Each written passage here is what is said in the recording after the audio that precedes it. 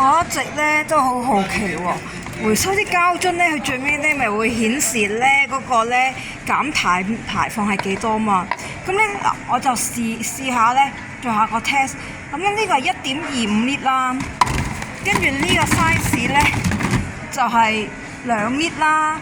究竟咧佢回收出嚟咧個效果咧係咪都一樣嘅咧？嗰個減碳嘅數量。好啦，我哋首先試下呢一個嘅1.25 litre先啦。我放落去啦喎。好啦，咁我1個啦喎，跟住就結束回收。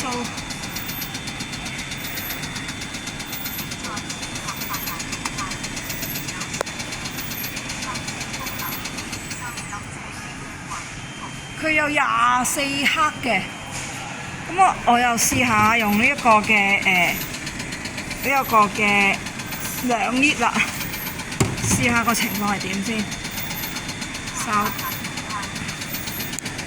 稍等下，開始回收咯喎。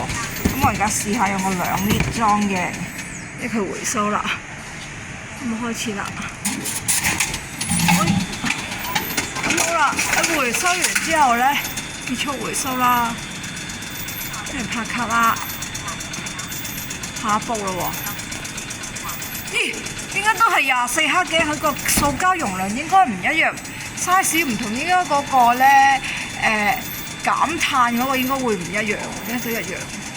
呢個就我好奇嘅地方啦，佢究竟係嗰個減碳個 counting 係計個樽嘅數量啊，定係計個樽嘅 size？